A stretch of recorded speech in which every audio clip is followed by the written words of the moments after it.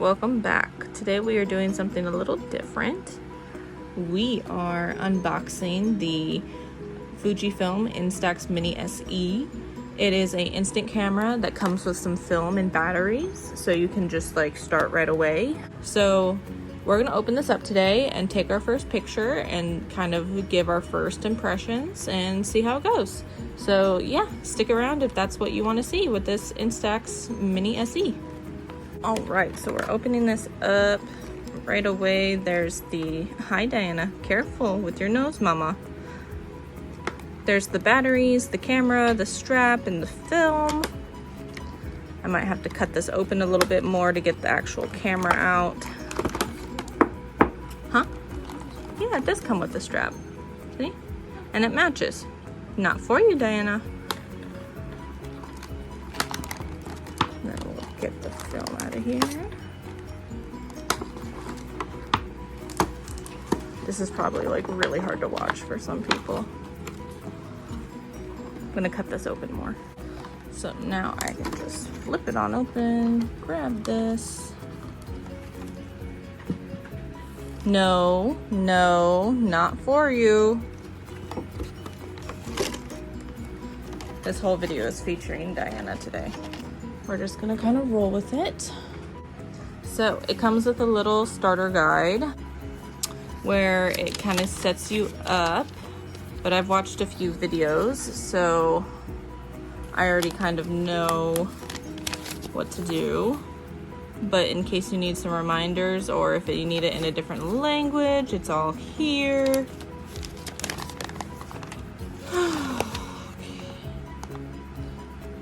But yeah, you know how I like to do things. I am just gonna go for it. Diana? What is it? Please don't knock over the camera. More little nothings that come with the camera.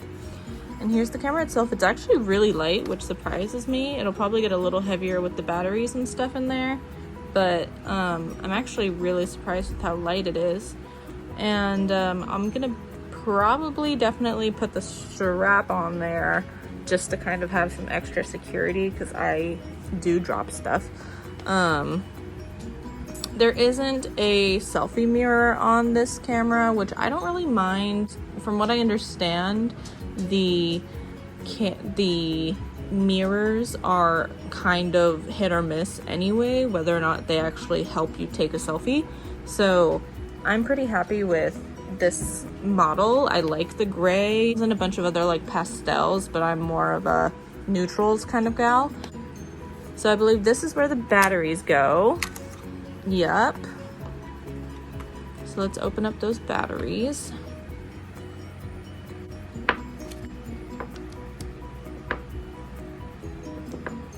Here we go. There's some plastic in here that looks like it should be removed, or does it stay here and it helps the batteries come out? Is that what it's for? This is when you should read the directions, but I kind of want to rip this out. I don't really like it here, but I guess I'll try to put them in first and see how that goes.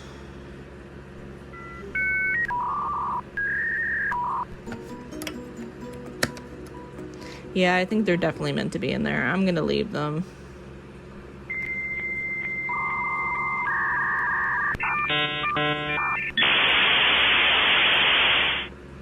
Why do these batteries confuse me so much? All right, so I ran out of storage there for a second, so we're on lightning round. We are going to finish this up and look at it and do the picture and the whole 9 yards. We are ready to go. We got the batteries in there. I did figure it out, even though I was struggling there for a second. I'm pretty sure they're all in there correctly. Can't tell. On. Yep, so it looks like it's working. Because the light is on, so I'm gonna turn that off. There's no film in there. And that's how you turn it on and off. You pull out the lens, and then it has these settings here. It has indoors, cloudy, sunny, and then even brighter sunny.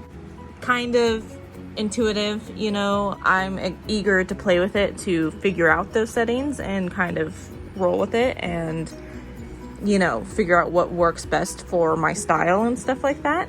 But now we are going to put the film in the back here.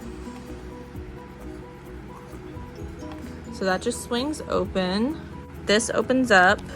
There's one side that you are not supposed to touch. So yeah, it says take pictures between 41 degrees Fahrenheit and 104 degrees Fahrenheit. It does not do drastic temperatures. So you have to keep that in mind if you're doing it in the snow or the extreme heat.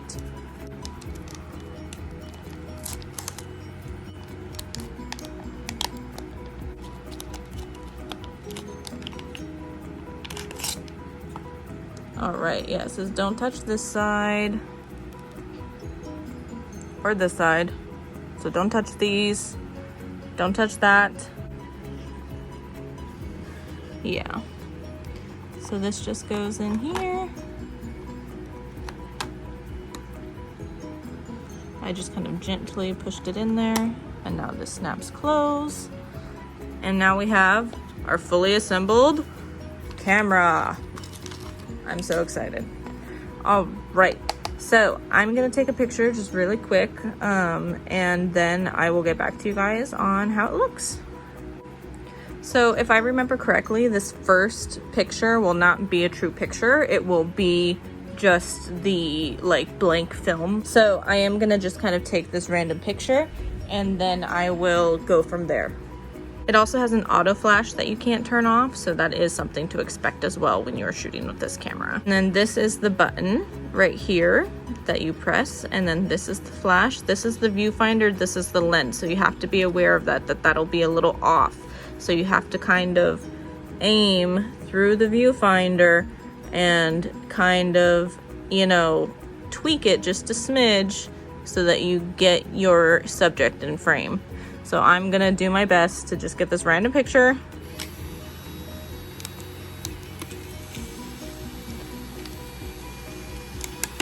And see, that's not a real photo. You just gently pull it out. See, this is just the blank piece of film. So now I'm gonna just try to get an actual photo and get back to you guys.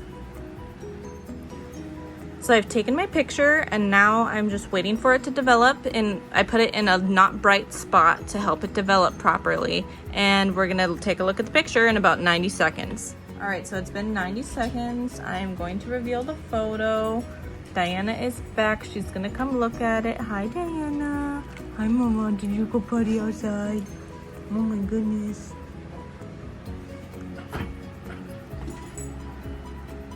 All right, so here is the photo. I could have gotten a little closer, I guess, but also the focal length is only 2 to 8 feet, so I didn't want to get too close and have it be blurry. But there is my little druid guy, just in a field of, or a mountainous range of whatever the hell. Yeah, I think that's a pretty cute little photo. And for being indoors and the amount of light that we have here, I think that worked out really well. I will keep playing with it and probably update you guys as I'm gathering more experience with this.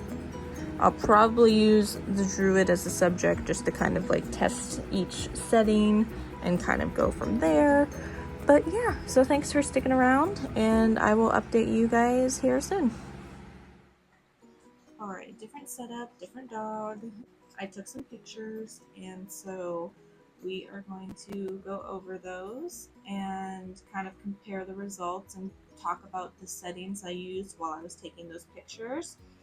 So first picture I'm going to show you guys isn't the first picture I took, but it's my least favorite, so we're going to go in that order.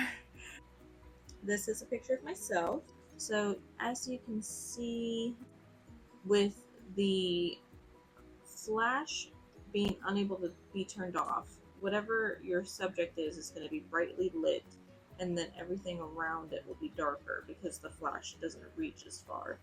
So in this example, I am very lit, and the trees behind me are very dark because I was standing in front of them. So if I wanted more of a green canopy around me, I would have to stand closer to the greenery for it to actually show up. So that's our first picture. And then the next one is not the one that I want. The next one is a better picture of myself. I wanted more greenery in there. I wanted a different pose. I wanted my tattoos to be visible. And I think we accomplished that. It's, again, not the best picture of me ever, but I'm happy with it for just testing out this camera and sharing the results with you guys. I think it turned out pretty well. And then this is a really cute picture of my dog. This is Diana. You saw her earlier. We got her to sit for a treat. This is her in front of our little wildflower patch. And I'm, very happy with how it turned out. It's a cute little memory to have. So this is actually the first picture I took. I took a picture of our little druid guy. As you can see, I struggled a little bit with the framing, but I was able to kind of fix that in the next picture after I kind of was able to plan for it. This is the first picture I took with the Fujifilm. So I'm still pretty happy with it. I think he looks kind of spooky, and I think that could work for like a junk journal spread, or even just having him out during the, spooky time. And then this was probably my favorite picture. So this is him out in our little wildflower patch, and he just looks so cute, and there's so much color, there's so much greenery coming through. And that's what I really wanted to test, was how much color would come through if there was actually color available in the frame. So I was pretty satisfied with the blues and the pinks and the green that are coming through, and then you can still see him hiding in there. So I think this is a really great picture. I'm going to save this one for a really long time. Maybe post it in a couple places, I'm not sure. So these two pictures I wanted to compare with you guys because it's basically the same picture but with two different settings on. So this is the first picture I took of David. So he's a little blown out. I had him lit the same way I have him lit now with my ring light, and that was just a little too hot for the indoor setting. So he is a little blown out, as you can see. You can see the heart and the brain okay next to him, but you cannot really see his face, which was kind of the main subject of the photo. So I wanted to try it again and see what I could improve. So I didn't go down one setting, I went down two. So this isn't actually the cloudy setting, this is the sunny setting. And because I figured he was lit pretty hot and he's lighter colored, so he was going to be more washed out in this first picture. So for the second picture, I went down 2 steps. And as you can see David a lot better. You cannot see the background as much, but again, that's okay. It's kind of what I wanted. I wanted him to be the center of the frame. And as you can see, like, the framing is a little bit better on this one. I didn't frame him up as well on this one. I was more concerned about the lighting. But you can't see the heart and the brain as well. But again, I think if I chose lighter colored decorations to go with him, then you'd be able to see them better. So it's kind of a trade-off that you have to make when you're shooting with at least this kind of camera when the flash is always on. I'm not sure with other cameras if you can turn off the flash or not. This is, again, my first Insta film camera. I'm still learning, but I wanted to share with you my unboxing and, first-hand experience of trying this out. So please let me know what you guys thought of the pictures that we took. Let me know what you guys, if you have this camera, what you guys think of the camera. If you have a different mini, like an 8-9 or an 11 or 12, please let me know. I would love to hear if you have multiple of these cameras and you've had the time to compare them. What you think of that, please let me know down in the comments. I would love to hear that. I've seen some stuff online of people comparing them, but I haven't seen like a comprehensive list or anything like that. So if someone has something like that, you know, please send me in the right direction. I'd love to see it. But anyways, thank you guys so much for being here with me today and looking at this camera and these pictures, hanging out with me and the dogs and the wife playing games over there.